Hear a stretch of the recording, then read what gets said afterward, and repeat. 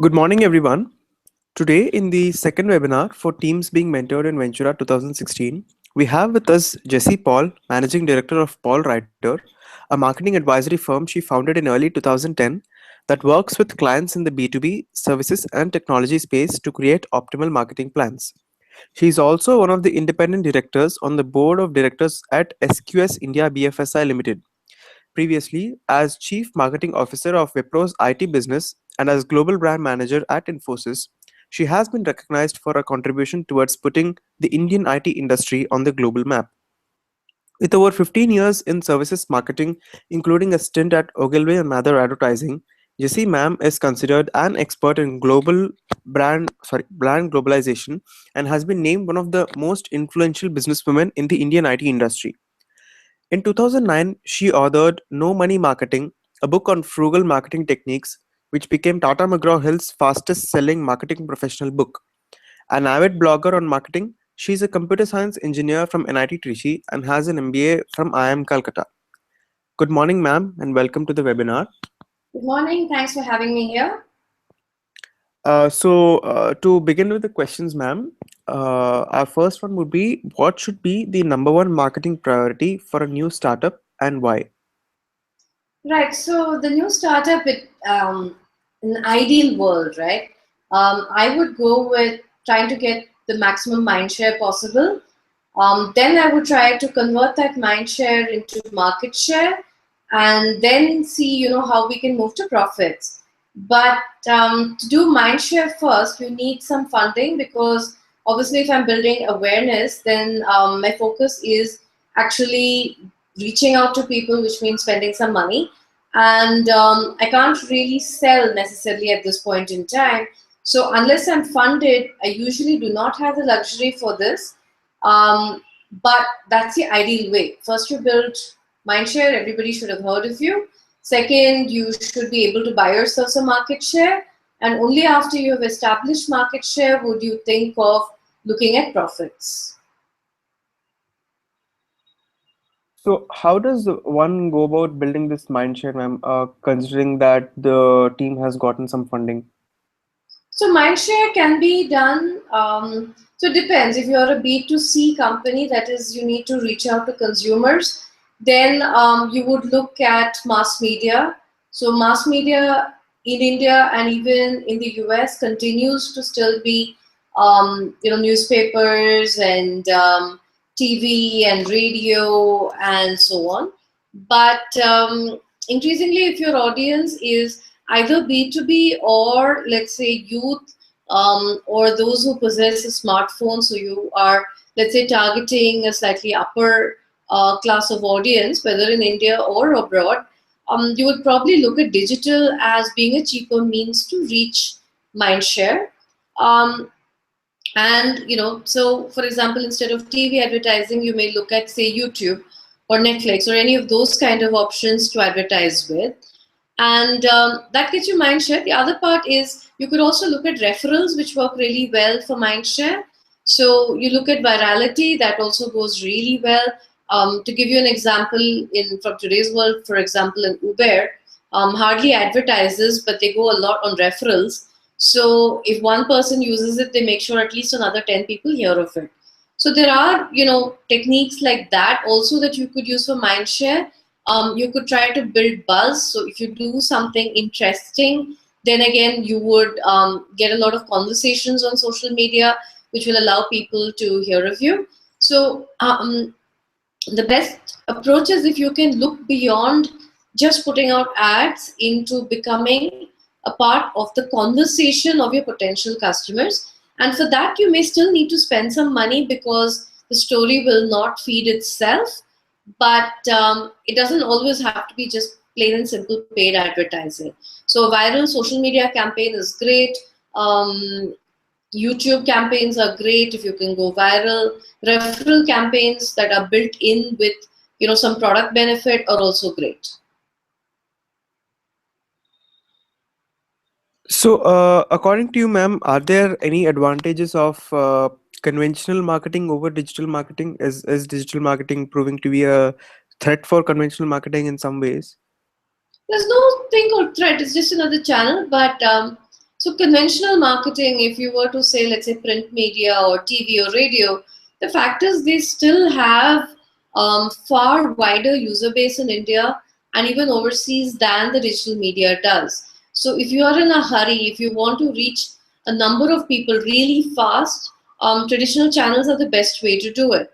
So, if you have the luxury of spending that kind of money, I would look at traditional media for awareness, then I would look at digital media for reinforcement and engagement, and I would look at loyalty programs for virality and for CRM, that is customer stickiness. So it's not this or that. I mean, ideally, everybody would love to have a front page print ad if they're in the B2C space. But I should say that if you're a B2B company, I mean, if your audience is large corporates, increasingly, unless you're a very large organization needing to meet a large number of people really fast, you are probably better off looking at not just digital like social media, but also outbound campaigns, inbound campaigns, emailing.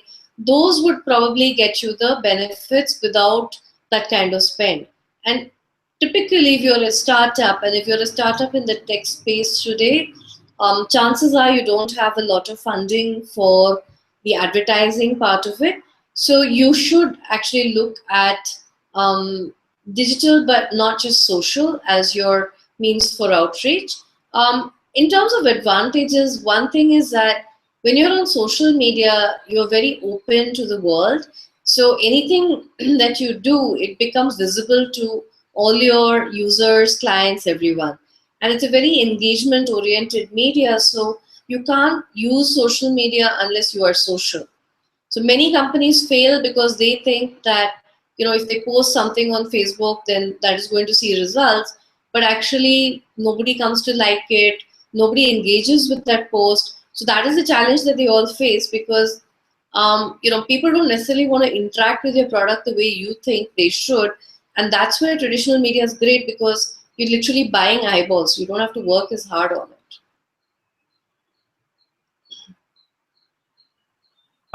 When it comes to social media, which social platform do you think is the most underrated that businesses don't make much use of? Um, hmm. I think businesses make use of all of them, but I think LinkedIn perhaps is a little underleveraged, particularly in India. It has a great user base, and from a business perspective, it's the ideal place. But I think both the end users as well as perhaps LinkedIn need to relook at why it's not being used as easily as it should. The second one is Twitter adoption in India is relatively poor, and therefore it isn't used as much. But honestly, I think among the traditional kind of channels on digital, newsletters are the least exploited. Everybody only sends out really boring newsletters that nobody wants to read. They don't send it very frequently, and but a well-written newsletter to people who are in your space has the most impact. The second tool, which hardly anyone has tried using, is to build a community of like minded people. So look beyond your product and see if there is something that brings these people together. So, for example, if your product has something to do, let's say, with cooking or something, try to set up a community of chefs or weekend chefs or things like that, and subtly make yourself a part of the community. So similarly, if you want to launch a chain of hotels or you want to launch a hotel booking site, try to build a community of travelers. So look for something that psychographically brings your audience together, and don't do a direct sales pitch, but try to build conversations. And I think going forward, the area which really is going to see growth is conversational commerce, where WhatsApp conversation or a Facebook message, you'll be able to embed your product into it. And if you're an entrepreneur, I would keep my eyes and ears open for any developments in that space. Okay. And also, ma'am, over the past year, we've seen a lot of improvements happening in the space of social analytics. say Facebook Analytics or Twitter Analytics or any of these tools. So how can startups leverage this data to improve their overall strategy? There has been increase, and that will tell you whether it's doing well or not. But very rarely do startups actually, in the initial stages, have lots and lots of followers on Facebook or Twitter. So I think most of the data you would have would only be to understand what kind of content is attracting your users, and also the path. I mean, what do they click after they see your message? Do they actually go to your site or do whatever you want them to do? So those are two things. But I think areas like email analytics are far more established. Newsletter analytics are far more established, and um, in the B2B context, at least, those would be far more relevant than even a Twitter or a Facebook or a LinkedIn kind of analytics. They are more expensive than, say, email or newsletter kind of software. But coming back to analytics, if you really want to know, I think it helps to tell you what content is working so that you can look at adding more content in that space. Second, you can immediately track whether your offers are working and scale it up or down. You didn't mention AdWords, but AdWords still works, particularly if you're in a search for option, where again the data is there for you to see whether your keywords were actually clicked, what worked, what's working for your competition. So in all of these, the only advice I have is that typically people do not look at this data daily, but you can and you should, because it will save you a lot of money if you know that your campaign is not working immediately rather than a week later. But most agencies, if you are outsourcing, will give you the feedback only once a week or even once a month, but by then it's too late to change your campaign. Okay. And this is another very common question, ma'am. So, do you think that often marketing and sales are confused with each other? And like, what is the exact line separating them, especially for startups? So there's no real, it's just a distinction in terms of language, but um, if you look at it, marketing's role is more to get pull. So the role is to create demand. Someone should want to buy from you and come to you. And the role of sales traditionally has been push. So once the need has been created, awareness has been created, the salesperson is supposed to come in and close the deal.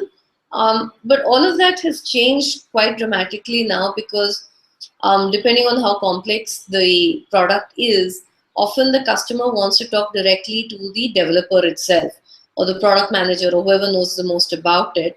So the role of sales is also evolving into maybe coaching the customer on his options, but the actual sale is finally completed by the person who designed the product itself. Um, and it also depends on how many sales you need, how big a sale it is. So some companies can do well with just marketing, which is to pull in the leads, and then internally you can do the sales piece yourself, and that works really well if you're a small company without the luxury of a dedicated salesperson. So you could look at even outsourcing your marketing to somebody who just helps you to create awareness and get some requests for more information, and then the CEO or the developer himself can respond to all the queries that come in and close the deal themselves. For a startup, it's actually better in some ways to do that because often your pricing is not fixed, and you may say that, look, I really need these 10 marquee customers, otherwise I won't get funding. So I am okay to talk to them and figure out what is it that they want. I'm willing to customize the product. I'm willing to adjust my pricing so that I get these 10 deals. Now, when you have a salesperson, it's hard for him to take those calls. So initially, you may just want to have the CEO and senior people directly handling that. And the role of marketing becomes one, to put together decent collateral in terms of like the website, Then to manage your social media presence, if that's a part of your marketing plan, and also to design campaigns to identify those people who are more likely to be your customers, and then look at the best ways to reach them, whether it is email, telecalling, SEO, LinkedIn, any of the above. So your marketing role traditionally has been to be pull to create awareness and demand for your product, and sales traditionally has been push, which is more along the lines of closing the deal or customizing the solution for the client. But I will tell you that in most startups, the CEO ends up doing both. I think that was a very, very clear explanation, ma'am.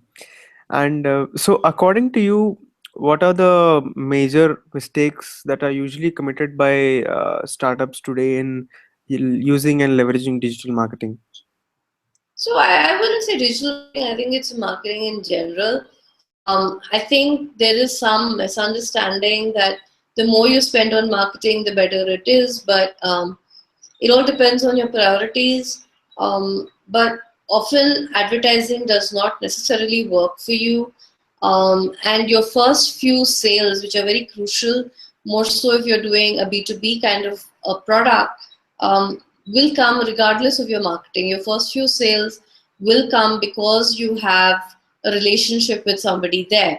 And so the focus should not really be mass media or even mass presence on the digital channel, but it should be around how do I reach these three people who can be my first customers, and what is it that I need in place for them to buy. So the marketing role could even be in terms of building credibility. So rather than awareness, initially you may say that, look, nobody's going to buy this product unless I get a certification from somebody. So there is some certification available. So let me go out and get that certification, even if that costs me some money. We may say that unless I'm a part of certain, let's say, incubator programs or accelerator programs, I am unlikely to be considered serious. So let me use my marketing expertise to somehow get into those programs and be highlighted as a great startup. I may say that, unless I have some awards for innovation or something, I may not get more customers. So let me go out and get that award. And I will only use social media or digital media to publicize these achievements, but they themselves will not drive my first customers to me because, if you go back to marketing basics, there are three questions that a product has to answer. First is, what is this product? Second is, why should someone buy this product? Third is, why should they buy this product and not something else that's out in the market? And unless you're able to put credibility behind these three answers, um, marketing is premature. And I think the biggest mistake people and startups make is to start marketing without having correct answers to these three products. And then, so one of the companies that I advise, their primary sales actually, so initially it was like, come help me with marketing, let's see what we can do. But then we said that, look, there's no point because you're very clear about who's going to buy your product, and it's a very well-defined space. And there is nothing to say that these guys are ever going to come and check any traditional channel. But we found that there was a channel that they were using. So they already were members of a particular community which was helping them with their stuff. When it was a platform, and that platform accepted APIs and so on to be listed on their platform itself. So that turned out to be a far better marketing channel to get your first 100 customers than anything else would have been. Now that we've got the first 100 customers, then it makes sense to publicize and say that, look, we've already got all these customers. Now when a mailer comes out and you say, I've got all these awesome customers, why don't you become my next customer? People are more likely to be responsive. So I would say marketing often is premature. It should come after you have marketing in the awareness sense should come only after you have answered the strategy questions and build credibility for your product through various marketing channels, perhaps, but perhaps just simple product channels, and got your first 3 or 10 or 100 customers depending on the space you're in. Okay. And ma'am, between agency and in-house, so a lot of startups have this question: which approach would you recommend for the maximum value and productivity?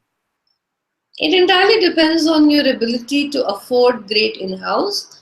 I think it all depends on who is running it. So, do you have an in-house expert who is a part of your team and is going to focus entirely on making sure your marketing works? If you don't have an in-house expert who's willing to do this, then I would strongly recommend outsourcing. And if you're overall space is not marketing, then the probability of you having a great in-house person is rather low. So it is better to outsource. Having said that, the other part is that typically in a startup, you tend to have peaks and troughs. You tend to change your strategy very often, and so an in-house is a difficult thing to manage because let's say you start by saying, "I think my road is going to be full of SEO," and then 2 months later you say, no, I've done a pivot, I'm no longer B2C, I'm B2B, and I now need to go out and talk in conferences. The person you hired for SEO cannot help you with a new thing. And so it is always better initially to have a partnership with a great marketing team, have one or two people in-house who can manage that partnership, but don't build a huge in-house team just for SEO and telecalling. It gives you flexibility. There is an extra cost between in-house and outsourcing, but again, it depends on scale. If you need to hire 3 people, that's fine. But if you're looking to hire 30, I would think twice. Okay, that makes a lot of sense. And so, ma'am, what is the best way for a startup to build its brand at the very grassroots, the base level, apart from providing great customer service and doing marketing campaigns? Is there some other way to build the brand? Um, so there's a model called the ABCD model, and that has to be answered by any startup, product, B2C, anything, however you define it. So, A is the added value that you bring to the customer, and you have to constantly refine this added value. And ideally, the added value should not be just a low price, okay, because low price is unsustainable after a point. B is behavioral change. So, what is the behavioral change required to use your product? The lesser the behavioral change, the more likely customers are likely to adopt your product. C is how customer centric are you? And D is diffusion. Is it possible for you to go viral and to build in the virality? So, when you ask about the grassroots level, I would actually boil it down to having answers to these questions. But the virality is very important to see how can people spread the news about you and will they do it? And in this context, I mean, if you're giving coupons, vouchers, anything for someone to spread the news about you, that's awesome. And that has to be baked into it. The second is credibility. So, in the first 3 years of a startup, one of the big things that will help you sell is credibility. And credibility means external validation of your product offering and its benefits. So, this could be testimonial, it could be case studies, it could be awards, it could be inclusion in some particular startup mentoring program. Any of these will convince more customers to at least consider you. Then the third part is, are you going to be in someone's consideration set, which depends a lot on how do they decide. So nowadays for B2C products, often if you're available on Flipkart or Amazon, chances are someone will give you a shot because there's a returns policy and they believe that Amazon or Flipkart has done the due diligence and so they don't have to do it. If it is IT products, then if you have a decent rating by Gartner, then chances are someone may say that, okay, let me give them a shot. If it is a product, maybe you've been listed in NASSCOM's, top 100 products to watch out for or something like that, then again, people are likely to consider you. From a credibility perspective, the founder credibility also matters. So if you are featured in a number of articles, newspapers say, this is the next biscuit, again, chances are people will consider your product. So awareness is one part, referrals is the second part. Third part is how do you get the credibility that someone should consider you. And those are really the focus areas for a startup, regardless of whether it's a marketing team or the CEO.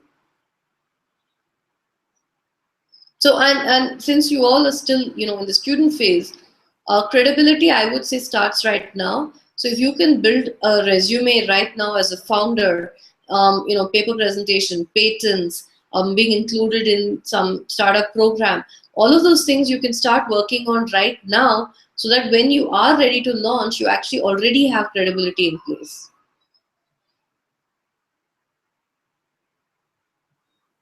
Okay. And ma'am, this is something which we'd like your personal perspective on. What's the most challenging part of starting a business since you've done it yourself? So it actually depends on your own life stage. I think if you're doing it straight out of college, it's easier in some ways because you have nothing to lose, right? You can give yourself 5 years and say, look, if it's not successful, I'm going to give it up.